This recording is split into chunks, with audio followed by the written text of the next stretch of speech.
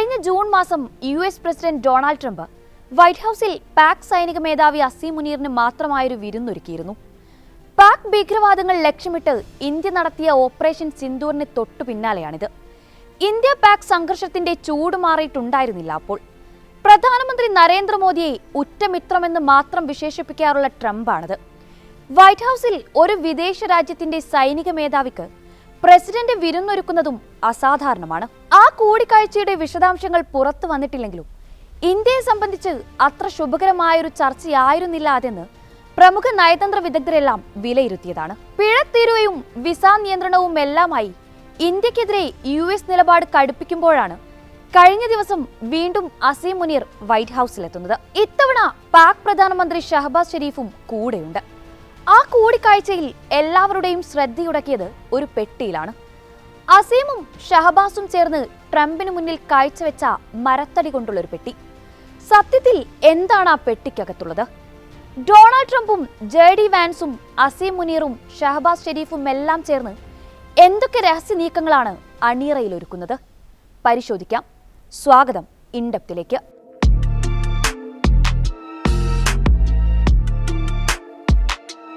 കഴിഞ്ഞ വ്യാഴാഴ്ച വൈകിട്ടാണ് പാക് പ്രധാനമന്ത്രി ഷഹബാസ് ഷെരീഫും സൈനിക മേധാവി അസീം മുനീറും അടങ്ങുന്ന പാക് സംഘം വാഷിംഗ്ടണിലെത്തുന്നത്. വൈറ്റ് ഹൌസിലേക്കുള്ള പാതയായ വെസ്റ്റ് എക്സിക്യൂട്ടീവ് അവന്യൂ സ്ട്രീറ്റിന്റെ കവാടത്തിൽ വെച്ച് തന്നെ മുതിർന്ന US വൃത്തങ്ങൾ അവരെ സ്വീകരിച്ച് ആനയിക്കുന്നുണ്ടെന്നാണ് അന്താരാഷ്ട്ര മാധ്യമങ്ങൾ റിപ്പോർട്ട് ചെയ്യുന്നത്. കഴിഞ്ഞ 6 വർഷത്തിനിടെ ഇതാദ്യമായാണ് പാക് പ്രധാനമന്ത്രി വൈറ്റ് ഹൌസിലെത്തുന്നത്. 2019 ജൂലൈയിൽ ഇമ്രാൻഖാൻ പ്രധാനമന്ത്രിയായിരിക്കെയാണ് അവസാനമായി ഓവൽ ഓഫീസിന്റെ പടി ചവിട്ടിയത്. ഷഹബാസ് ഷെരീഫ് ട്രംപിനെ നേരിൽ കാണുന്നതും ആദ്യമായിരുന്നു. വിദേശ രാഷ്ട്രങ്ങളുടെ തലവന്മാർ US പ്രസിഡന്റിനെ കാണാനെത്തുമ്പോഴെല്ലാം പൊതുവെ മാധ്യമപ്രവർത്തകർക്കും പ്രവേശനം അനുവദിക്കാറുള്ളതാണ്. ചില സമയത്ത് പ്രധാന ചർച്ച പോലും മാധ്യമങ്ങൾക്ക് മുന്നിലായിരിക്കും നടക്കുക. അടുത്തിടെ ഫ്രഞ്ച് പ്രസിഡന്റ് ഇമ്മാനുവൽ മാക്രോണും യുക്രൈൻ പ്രസിഡന്റ് വ്ളാഡിമിർ സെലൻസ്കിയും വൈറ്റ് ഹൌസിൽ ട്രംപുമായി നടത്തിയ കൂടിക്കാഴ്ചയിൽ നടന്ന തമ്മിലടി എല്ലാവരും ഓർക്കുന്നുണ്ടാകും. എന്നാൽ അടച്ചിട്ട മുറിയിലായിരുന്നു ഷഹബാസ് ഷെരീഫിനെയും അസീം മുനീറിനെയും ട്രംപ് കണ്ടത്. മാധ്യമങ്ങൾക്കാർക്കും അങ്ങോട്ട് പ്രവേശനം അനുവദിച്ചിട്ടില്ല. 90 മിനിറ്റോളം ആ കൂടിക്കാഴ്ച നീണ്ടു നിൽക്കുകയും ചെയ്തു.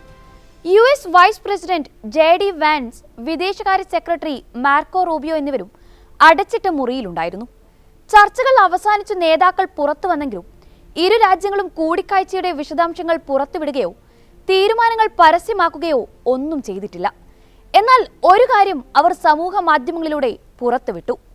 പാക് നേതാക്കൾ കൂടെ കൊണ്ടുവന്ന ഒരു പെട്ടിയായിരുന്നു അത്. മരത്തടി കൊണ്ട് നിർമ്മിച്ച ഒരു സ്യൂട്ട് കേസ്. ഷഹബാസും അസീമും ചേർന്ന് ആ പെട്ടി ട്രംപിന് മുന്നിൽ തുറക്കുന്നു. ശിലാരൂപത്തിലുള്ള തിളങ്ങുന്ന വസ്തുക്കളായിരുന്നു അത്. അവയിലേക്ക് കൗതുകമൂറി ട്രംപ് നോക്കി നിൽക്കുന്നു. അസീം ഓരോന്നും വിശദീകരിച്ചു കൊടുക്കുന്നു. വൈറ്റ് ഹൌസ് തന്നെയാണ് ആ ചിത്രം പുറത്തുവിടുന്നത്. അപൂർവമായ പ്രകൃതി വിഭവങ്ങളും ധാതുക്കളുമായിരുന്നു ആ പെട്ടിക്കകത്തുണ്ടായിരുന്നതെന്നാണ് അന്താരാഷ്ട്ര മാധ്യമങ്ങൾ റിപ്പോർട്ട് ചെയ്യുന്നത്. അടുത്തിടെ പാകിസ്ഥാനിൽ അപൂർവമായ ധാതു സമ്പത്തിന്റെ വൻ ശേഖരം കണ്ടെത്തിയിരുന്നു. ഫ്ലൂറോ കാർബണേറ്റ് ധാതുക്കളിൽപ്പെടുന്ന ബാസ്നാസൈറ്റ്, ഫോസ്ഫേറ്റ് ധാതുവായ മോണാസൈറ്റ് എന്നിവയുടെ സാമ്പിളുകളായിരുന്നു പെട്ടിക്കകത്തുണ്ടായിരുന്നതെന്നാണ് സൂചന. പാകിസ്ഥാനിലെ സംഘർഷബാധിത പ്രദേശമായ ബലൂചിസ്ഥാനിലും ഖൈബർ പക്തൂൺക്വയിലുമായിരുന്നു എണ്ണവാതക ധാതുക്കളുടെ അപൂർവ ശേഖരം കണ്ടെത്തിയിട്ടുള്ളത്. ശതകോടികൾ വിലമതിക്കുന്ന ആ പ്രകൃതി സമ്പത്ത് കാണിച്ച് ട്രംപിനെ വശീകരിക്കുകയായിരുന്നു പാക് നേതാക്കളെന്നാണ് നയതന്ത്ര വിദഗ്ധർ ചൂണ്ടിക്കാട്ടുന്നത്. പാകിസ്ഥാന്റെ അപൂർവ ധാതുക്കളിൽ US വളരെ മുൻപേ നോട്ടമുണ്ട്. അവിടുത്തെ ഏറ്റവും വലിയ ഖനന കമ്പനിയായ ഫ്രോണ്ടിയർ വർക്ക്സ് ഓർഗനൈസേഷൻ US കമ്പനിയുമായി ധാരണാപത്രം ഒപ്പുവെച്ചതും അടുത്തിടെയാണ്. ഇതിന്റെ പശ്ചാത്തലത്തിൽ കൂടി വേണം പാക് നേതാക്കളുടെ കൂടിക്കാഴ്ചയെയും അവർ ട്രംപിന് കാണിക്കവെച്ച പെട്ടിയിലെ അപൂർവ ധാതുക്കളെയും കാണാനും വിലയിരുത്താനും. പാകിസ്ഥാനിലെ കൃഷി, IT, ഖനി, ധാതുമേഖല, ഊർജ്ജ രംഗങ്ങളിൽ നിക്ഷേപം നടത്താൻ പാക് നേതാക്കൾ US കമ്പനികളെ ക്ഷണിച്ചതായും വിവരമുണ്ട്.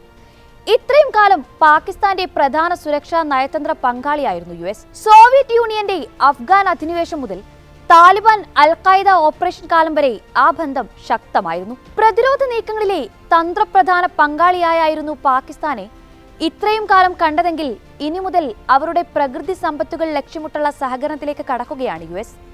എന്നാൽ ഇതിനെല്ലാം പകരം പാകിസ്ഥാൻ എന്താകും പ്രതീക്ഷിക്കുന്നതെന്നതും വളരെ പ്രസക്തമായ ചോദ്യമാണ്. ഇന്ത്യയുമായുള്ള സംഘർഷം മൂർച്ഛിച്ചു നിൽക്കുന്ന സമയത്ത് അതിന് പതിവിൽ കവിഞ്ഞ രാഷ്ട്രീയ പ്രാധാന്യവുമുണ്ട്. പാകിസ്ഥാന്റെ പ്രതിരോധ രംഗം ശക്തമാക്കാൻ അമേരിക്ക സഹായിക്കുമോ എന്നതാകും ഇന്ത്യ ഉറ്റുനോക്കുന്നത്.